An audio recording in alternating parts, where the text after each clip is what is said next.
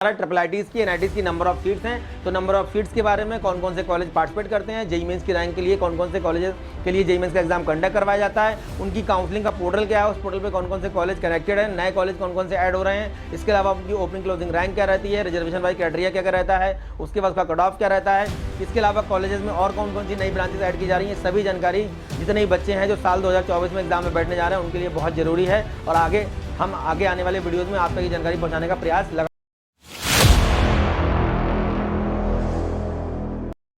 Hello friends, welcome to our channel the mentor. और आज की वीडियो में बात करेंगे हम लोग जेईई मेंस 2024 का नोटिफिकेशन आ चुका है। पहला फेज आपका जनवरी में होगा, 24 जनवरी से 1 फरवरी, और सेकंड फेज का जो आपका एग्जाम होगा वो 1 अप्रैल से 15 अप्रैल के बीच में होगा। मतलब कि आपके अप्रैल के पहले और दूसरे हफ्ते में एग्जाम ये होगा, और जनवरी के आपके थर्ड वीक में और फरवरी के पहले हफ्ते मतलब कि 1 फरवरी तक आपका ये एग्जाम खत्म हो जाएगा।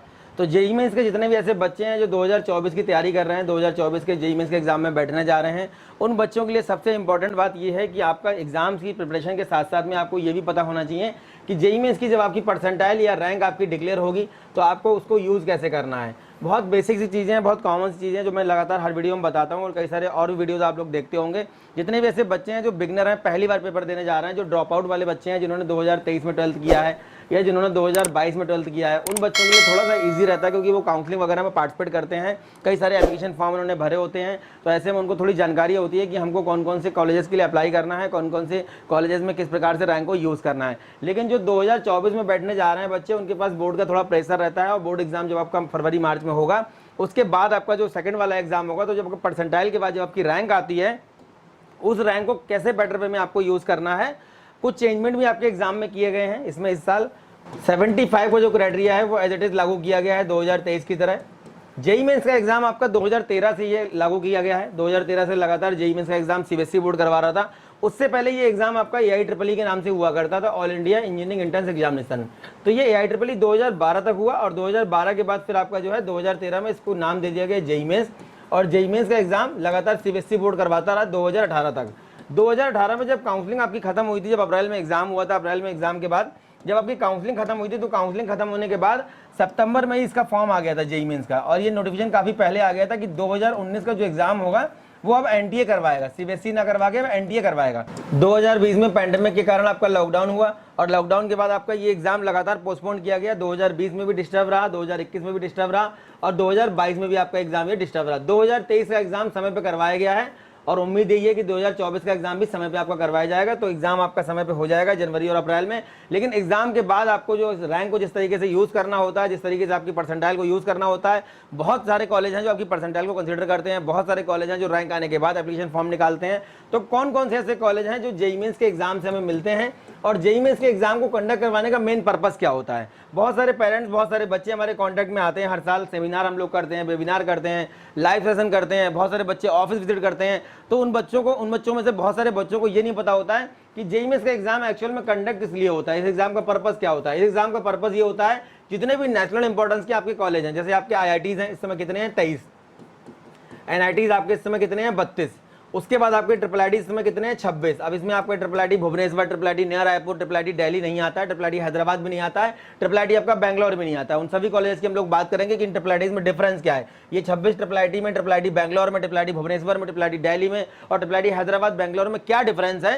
तो ये डिफरेंस बच्चों को पता होना चाहिए कि ये ट्रिपल आईटी आपको जोसा से मिलेंगे, मतलब एक कॉमन पोर्टल इन्होंने बना दिया है जोसा, और उस काउंसलिंग से आपको ये सभी कॉलेजेस मिलते हैं। इस काउंसलिंग के बारे में बच्चों को बेसिकली पता होता है क्योंकि मेन काउंसलिंग है, लेकिन डिटेल में बहुत ज़्यादा नहीं पता होता। उसके बाद आपके आते हैं जीएफटीआई। जीएफटीआई इसमें आपके 38 हैं, पहले 33 थे, 5 नए जीएफटीआई ऐड किए गए, तो 38 जीएफटीआई आपके हो गए। तो ये टोटल कॉलेजेस के लिए आपका जेईई मेंस का एग्जाम कंडक्ट करवाया जाता है। इसके अलावा जितने भी कॉलेज हैं जो आपको जेईई मेंस की रैंक से मिलते हैं, वो केवल उसकी रैंक को एक्सेप्ट करते हैं, बस उसकी रैंक को एक्सेप्ट करते हैं। तो कौन कौन से कॉलेज के लिए आपका एग्जाम कंडक्ट होता है उनकी बात करेंगे। नंबर ऑफ सीट्स उसमें क्या क्या हैं, जैसे एनआईटीज आपके हैं तो एनआईटीज में नंबर ऑफ सीट्स क्या क्या हैं, फीमेल सुपर न्यूमरिटी कोटा की कितनी सीट्स हैं, ट्रिपल आईटी में नंबर ऑफ सीट्स कितनी है। जीएफटीआई की यहाँ पे बात नहीं कर रहे हैं, लेकिन टॉप कॉलेजेस की हम लोग बात करेंगे। जितने भी आपके अपार्ट फ्रॉम एनआईटीज, आईआईटीज या ट्रिपल आईटीज, जितने भी आपके कॉलेज हैं उनकी हम लोग बात करेंगे। कौन कौन से ऐसे कॉलेज हैं इंडिया के अंदर जो बेस्ट इंजीनियरिंग कॉलेज हैं, जिसमें जाना बच्चों का एक ड्रीम रहता है, और एनआईटी के कहीं ना कहीं इक्विवेलेंट वो सभी कॉलेज माने जाते हैं। उनका प्लेसमेंट, उनका जो है इंफ्रास्ट्रक्चर, उनकी फैकल्टी, उनका जो है बाकी सब चीज़ें कहीं ना कहीं एनआईटी के इक्विवेलेंट उसमें माना जाता है। तो सभी कॉलेज की हम लोग बात करने वाले हैं।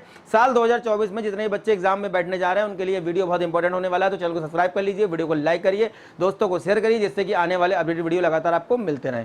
ये हमारे एनआईटीज़ हैं, हम एनआईटीज़ को पहले देख लेते हैं कि हमारे एनआईटीज़ टीयर 1 में कौन कौन से एनआईटीज़ हैं, टीयर 2 में कौन कौन से एनआईटीज़ हैं। इन एनआईटीज़ को 3 भागों में बांट दिया गया है। तो कौन कौन से एनआईटीज़ हमारे टीयर 1 में हैं। अब टीयर 1 का मतलब केवल प्लेसमेंट से नहीं है, उसके अलावा बहुत सारी चीज़ें यहाँ पे जो कहीं ना कहीं इनसे इसको अलग करती हैं और कहीं ना कहीं इन वाले एनआईटी से इनको भी अलग करती हैं। ऐसे ही आपके आईआईटीज़ में first generation, second generation, third generation, इस तरीके से वहाँ पे भी बच्चे क्लासिफिकेशन उसका इसी तरीके से आपके आईआईटीज़ भी आपके first generation, second generation old अलग हैं और आपके जो नए वाले अलग हैं, उसके बाद थर्ड जनरेशन अलग हैं। तो यहाँ पे देखिए टीयर 1 में आपका एनआईटी तिरुचनापल्ली, जो कि टॉपर्स की पहली पसंद रहता है, लगभग 1500-1600 रैंक पे यहाँ पे कंप्यूटर साइंस आपकी भर जाती है, मतलब कि 99.7, 99.8 इस तरीके से आपका परसेंटाइल आप यहाँ पे होना चाहिए। उसके बाद एनआईटी सूरतकल, उसके बाद आपका आता है एनआईटी राउरकेला, उसके बाद आता है एनआईटी वारंगल, उसके बाद कालीकट, उसके बाद इलाहाबाद, उसके बाद आपका नागपुर, उसके बाद दुर्गापुर, सूरत, जयपुर, कुरुक्षेत्र।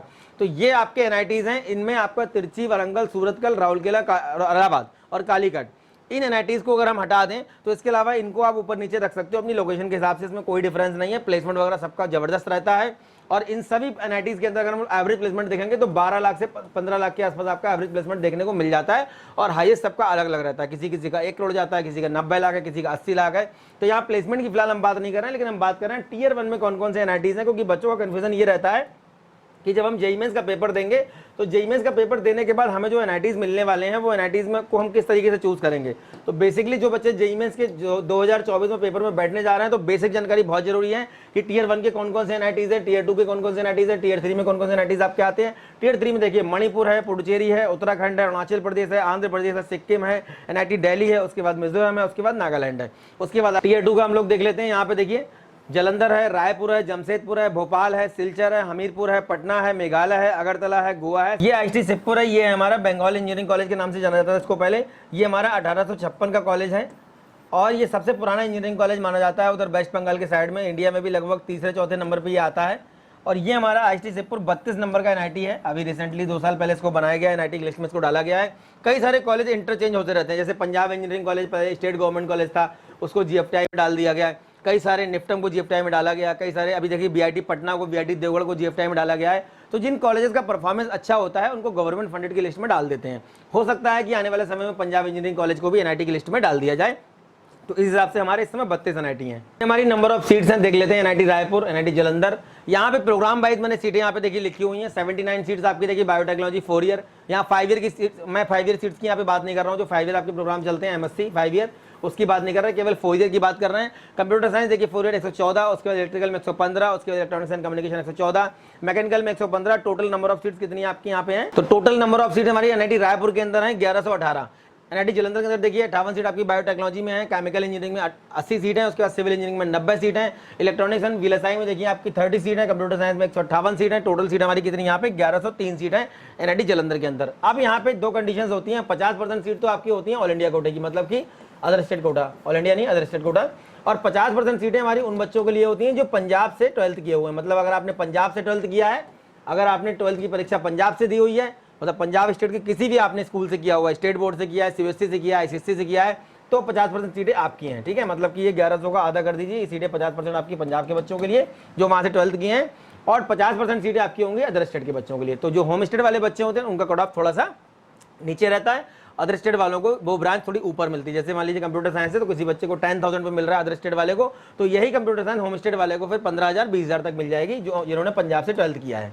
जयपुर का देख लेते हैं। 115 सीट केमिकल में, सिविल इंजीनियरिंग में 115, कंप्यूटर साइंस में 117, इलेक्ट्रिकल में 117 हो गई, इलेक्ट्रॉनिक्स एंड कम्युनिकेशन में 117, उसके बाद आर्टिफिशियल इंटेलिजेंस डेटा साइंस में 40, उसके बाद मैकेनिकल में 116। टोटल सीट हमारी 800 यहाँ पे 11 हैं। उसके बाद हम एनआईटी भोपाल का देख लेते हैं। तो एनआईटी भोपाल में देखिए 78 सीट केमिकल इंजीनियरिंग में है, सिविल में 113, कंप्यूटर साइंस इंजीनियरिंग में 229, उसके बाद इलेक्ट्रॉनिक्स एंड कम्युनिकेशन में 173, देन उसके बाद मैकेनिकल में 214, उसके बाद मटेरियल साइंस में 78। टोटल सीट हमारी कितनी है? 1073 सीट है एनआईटी भोपाल के अंदर, जिसमें 50% सीटें मध्य प्रदेश के बच्चों के लिए और 50% हमारी अदर स्टेट के बच्चों के लिए हैं। इलाहाबाद की बात करें तो इलाहाबाद के अंदर देखिए, इलाहाबाद के अंदर हमारी नंबर ऑफ सीट्स, इलाहाबाद में टोटल नंबर ऑफ सीट 1104 हैं। 60 सीट बायोटेक्नोलॉजी में है, केमिकल में 60 है, कंप्यूटर साइंस में 325 सीट है। यहाँ पे भी एनआईटीज के अंदर काफी सारी सीट देखने को मिल जाती है सीएस में। उसके बाद इलेक्ट्रिकल में 103, इलेक्ट्रॉनिक्स एंड कम्युनिकेशन में 182, प्रोडक्शन इंजीनियरिंग में 30, टोटल हमारी सीटें होंगी 1104। 50% यूपी के बच्चों के लिए जो यूपी से 12th करते हैं और 50% अदर स्टेट के बच्चों के लिए जो दूसरे स्टेट के बच्चे हैं। पर यूपी के बच्चों को बहुत ज़्यादा फायदा होम स्टेट का मिल नहीं पाता, क्योंकि यूपी में बहुत सारे बच्चे पार्टिसिपेट करते हैं। पिछले साल लगभग 1,25,000 के आसपास बच्चों ने पार्टिसिपेट किया यूपी से। एनआईटी अगरतला में total number of seat 959, NIT Delhi के अंदर 360, एनआईटी गोवा के अंदर 100, एनआईटी हमीरपुर के अंदर देखिए 830, एनआईटी कालीगढ़ के अंदर 1003 सीट हैं टोटल, दुर्गापुर के अंदर 876 टोटल सीट है। उसके बाद सूरतकल के अंदर भाई 956 टोटल सीट है। उसके बाद एनआईटी मेघालय में देखिए 165, एनआईटी शिवपुर के अंदर देखिए 740, एनआईटी नागालैंड के अंदर 203, एनआईटी पटना के अंदर 741, उसके बाद एनआईटी सिक्किम में 160, एनआईटी पुडुचेरी में देखिए 275, उसके बाद एनआईटी जमशेदपुर के अंदर 751, एनआईटी अरुणाचल प्रदेश के अंदर 160, उसके बाद एनआईटी मिजोरम के अंदर 190, एनआईटी मणिपुर के अंदर देखिए 226, एनआईटी राउरकेला के अंदर 890 और एनआईटी कुरुक्षेत्र के अंदर 1147 यहाँ पे सीट है। उसके बाद हमारा एनआईटी सिलचर में 903, एनआईटी श्रीनगर में 899, एनआईटी तिरुचनापल्ली के अंदर 981, एनआईटी उत्तराखंड के अंदर 180, उसके बाद एनआईटी सूरत में 1100, एनआईटी वारंगल में 929 सीटें टोटल, एनआईटी नागपुर के अंदर 855, एनआईटी आंध्र प्रदेश में 480। उसके बाद देखते हैं ट्रिपल आईटी ग्वालियर हमारा पुराना ट्रिपल आईटी है, इलाहाबाद के बाद सबसे पुराना यही माना जाता है। यहाँ पे ऑल इंडिया कोटे से सीटें अलॉट होती है, other state quota, home state quota ऐसा कुछ यहाँ पे नहीं है, ठीक है। तो यहाँ पे देखिए 75 सीएस में, मैथमेटिक्स एंड कंप्यूटिंग में 39, इलेक्ट्रिकल इलेक्ट्रॉनिक्स में 4 ईयर बीटेक की बात कर रहे हैं, यहाँ 5 ईयर की यहाँ पे भी मैं बात नहीं कर रहा हूँ, यहाँ पे 5 ईयर कोर्स चलते हैं। तो total number of seat 4 year की 154 है यहाँ पे। उसके बाद 3 सिटी की बात करें 275 आपकी सीएस में, 66 सीटें हो गई आर्टिफिशियल इंटेलिजेंस में, टोटल सीटें हो गई 437। यहाँ 5 ईयर कोर्सेज की बात नहीं कर रहे हैं, काफी सारे ट्रिपल आईटी में 5 ईयर कोर्स भी चलते हैं।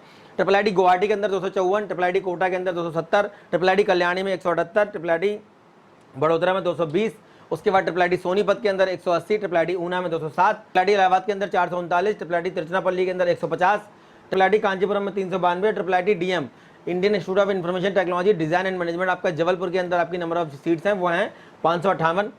उसके बाद ट्रिपल आईटी मणिपुर के अंदर 374, ट्रिपल आईटी धारवाड़ में 335, ट्रिपल आईटी कुरनूल में 240, ट्रिपल आईटी लखनऊ के अंदर 240, उसके बाद ट्रिपल आईटी कोटाया में 424, ट्रिपल आईटी अगरतला के अंदर 70 टोटल। उसके बाद ट्रिपल आईटी बड़ोदरा जो इंटरनेशनल कैंपस दीप में बना हुआ है उसमें 108 सीट हैं। उसके बाद ट्रिपल आईटी नागपुर के अंदर 637, उसके बाद ट्रिपल आईटी रांची के अंदर 270, ट्रिपल आईटी पुणे में आपका 269, उसके बाद ट्रिपल आईटी रायचूर में 140, ट्रिपल आईटी भोपाल में 375 सीट्स हैं। उसके बाद ट्रिपल आईटी सूरत में 180, ट्रिपल आईटी भागलपुर में 344 सीट हैं। ये हमारी ट्रिपल आईटीज की नंबर ऑफ सीट्स हैं। तो जितने भी ऐसे बच्चे हैं जो जेईई मेंस का पेपर देने जा रहे हैं 2024 में, उनको बेसिक जो चीज़ें हैं, जैसे नंबर ऑफ सीट्स कितनी होती हैं कॉलेजेस के अंदर, नंबर ऑफ सीट्स के बाद रिजर्वेशन क्राइटेरिया क्या क्या होता है। जो रिजर्वेशन का आपका क्राइटेरिया होता है वो आपको 2 तरह से यहाँ पे मिल जाता है। एक तो आपको जेंडर के हिसाब से मिल जाएगा, मतलब कि आप मेल हैं फीमेल हैं। उसके बाद आपका जो क्राइटेरिया है वो आपको मिल जाएगा कैटेगरी के हिसाब से। तो कैटेगरी के हिसाब से क्या क्या रहता है, एससी कैटेगरी का 15%, एसटी कैटेगरी का आपका हो गया 7%, फिजिकल हैंडीकैप का हो गया आपका 5%, ईडब्ल्यूएस क्राइटेरिया जो आपका हो गया रिजर्वेशन का वो हो गया 10%। उसके बाद फीमेल सुपरनोमिनेरी एक कोटा होता है आपका, जिसका हो जाता है आपका 20%, इसकी 20% सीटें अलग हैं। तो ये हमारा ट्रिपल आईटीज की एनआईटीज की नंबर ऑफ सीट्स हैं। तो नंबर ऑफ सीट्स के बारे में कौन कौन से कॉलेज पार्टिसिपेट करते हैं, जेईई मेंस की रैंक के लिए कौन कौन से कॉलेजेस के लिए जेईई मेंस का एग्जाम कंडक्ट करवाया जाता है, उनकी काउंसलिंग का पोर्टल क्या है, उस पोर्टल पे कौन कौन से कॉलेज कनेक्टेड है, नए कॉलेज कौन कौन से ऐड हो रहे हैं, इसके अलावा उनकी ओपनिंग क्लोजिंग रैंक क्या रहती है, रिजर्वेशन वाइज क्राइटेरिया क्या क्या रहता है, उसके बाद उसका कट ऑफ क्या रहता है, इसके अलावा कॉलेजेस में और कौन कौन सी नई ब्रांचेस ऐड की जा रही हैं, सभी जानकारी जितने भी बच्चे हैं जो साल 2024 में एग्जाम में बैठने जा रहे हैं उनके लिए बहुत जरूरी है। और हम आगे आने वाले वीडियोस में आप तक ये जानकारी पहुंचाने का प्रयास लगातार करते रहेंगे। ये हमारे अदर कॉलेजेस हैं जो हमारे एनआईटीज और ट्रिपल आईटीज के कहीं ना कहीं इक्विवेलेंट माने जाते हैं, और ये बेस्ट इंजीनियरिंग कॉलेज है इस समय इंडिया के अंदर। ये आपके इंडिया के बेस्ट इंजीनियरिंग कॉलेज हैं, सेपरेट काउंसलिंग कराते हैं, इनका जोसा से कोई लेना देना नहीं होता है। इनका कुछ कॉलेजेस हैं जीएफटीआई वगैरह जिनका जोसा से कुछ लेना देना होता है, जो जोसा से मिलते हैं, लेकिन इनका कोई पोर्टल नहीं है, एक कॉमन पोर्टल नहीं है, इनके लिए आपको अलग अलग अप्लाई करना पड़ेगा। और ये बहुत जरूरी है उन बच्चों के लिए जिनका रैंक 50,000 तक आ रहा है।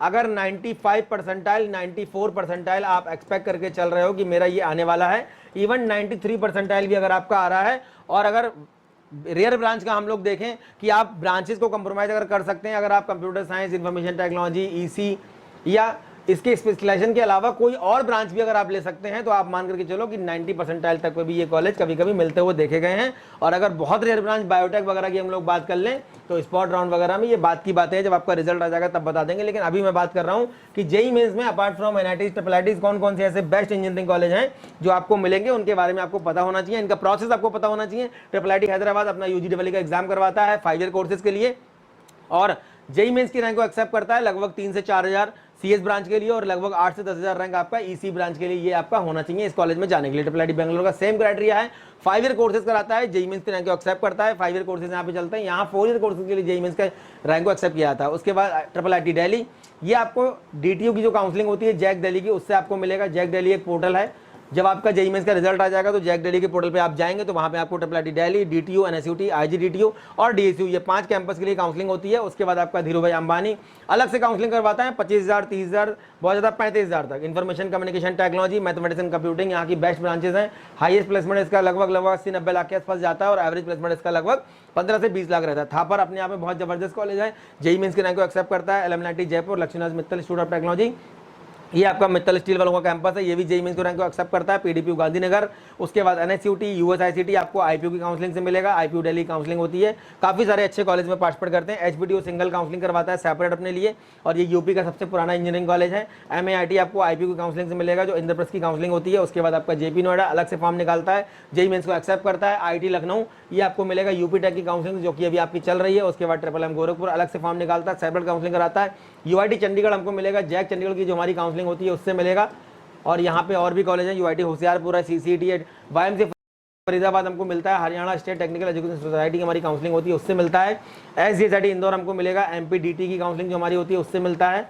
तो ये अलग अलग स्टेट के अलग अलग बेस्ट इंजीनियरिंग कॉलेज हैं जो यहाँ पे लिखे हुए हैं और ये कॉलेज आपको जेईई मेंस की रैंक से मिल जाएंगे। अगर किसी बच्चे की मान लीजिए रैंक परसेंटाइल 93 आ रहा है, 92 आ रहा है, 70,000 80,000 उसका रैंक आ रहा है और किसी एनआईटी में उसको मान लीजिए मटेरियल साइंस मिल रहा है या बायोकेमिकल मिल रहा है, तो ऐसी कंडीशन में वो इन कॉलेजेस को टच कर सकता है। यहाँ पे जाकर के वो अपनी काउंसलिंग कर सकता है, इन कॉलेजेस को अप्रोच कर सकते हो। ये कॉलेज बहुत बेस्ट है अपने आप में। जेएसएस नोएडा, वीआईटी मैसरा, ये हमको जीएफटीआई है, ये हमको मिलेगा जोसा की काउंसलिंग से। उसके बाद triple IIT Naya Raipur, Indian institute of information technology नहीं है ये है आपका international institute of information technology, ये प्राइवेट में आता है। ट्रिपल आईटी भुवनेश्वर भी सिर्फ प्राइवेट में आता है। पंजाब इंजीनियरिंग कॉलेज जीएफटीआई है। यूनिवर्सिटी ऑफ हैदराबाद बहुत ही जबरदस्त कैंपस है, बहुत अच्छी रैंक पे ये भर जाते हैं। ये कॉलेजेस आपको 95 के अगर अंदर नीचे परसेंटाइल जा रहा तो शायद ना मिले आपको। ये जेएनयू दिल्ली हमको जीएफटीआई है, ये हमको जोसा से मिल जाएगा। और RGPIT Amethi, Rajiv Gandhi institute of petroleum संस्थान, ये हमारा बना हुआ है अमेठी के अंदर, सेंट्रल गवर्नमेंट का कॉलेज है। जेईई मेंस की रैंक को भी एक्सेप्ट करता है और जेईई एडवांस की रैंक को भी एक्सेप्ट करता है। काफी सारे बच्चे यहाँ से पेट्रोलियम वगैरह से करके बहुत अच्छी अच्छी कंपनी में प्लेस्ड हुए हैं और पेट्रोलियम यहाँ का सबसे बेस्ट ब्रांच माना जाता है। तो ये हमारे एनआईटीज और ट्रिपल आईटीज की नंबर ऑफ सीट्स रही। नेक्स्ट वीडियो में हम लोग बात करेंगे कि एनआईटीज और ट्रिपल आईटीज का ब्रांच क्लोजिंग रैंक क्या होता है। जैसे कंप्यूटर साइंस है तो ये कितने पे बंद हो रही है। लास्ट एडमिशन जैसे तिरुचनापल्ली में 1600 पे बंद हो गया सीएस, और अगर प्रोडक्शन मटेरियल की बात करें तो लगभग 29-30 हज़ार तक जाता है। तो ये हम लोग नेक्स्ट वीडियो में बात करेंगे कि इन सभी कॉलेजेस का कंप्यूटर साइंस का लास्ट एडमिशन किस रैंक पे हो रहा है, उसका कट ऑफ क्या है, क्लोजिंग रैंक, और जो लास्ट ब्रांच है जैसे मान लीजिए एलएमआईटी जयपुर है तो मैकेनिकल इसका कितने पे बंद हो रहा है, या फिर ट्रिपल आईटी हैदराबाद के अंदर जो दूसरी ब्रांच है ईसी वो कितने पे बंद हो रही है, आईटी लखनऊ में केमिकल इंजीनियरिंग है ये कितने पे बंद हो रही है। तो इंस्टीट्यूट क्लोजिंग रैंक मतलब कि उसके बाद कोई एडमिशन वहाँ पे नहीं हुआ है। नेक्स्ट वीडियो में बात करेंगे। उम्मीद करते हैं कि हमारी दी गई जानकारी आपके काम आती होगी।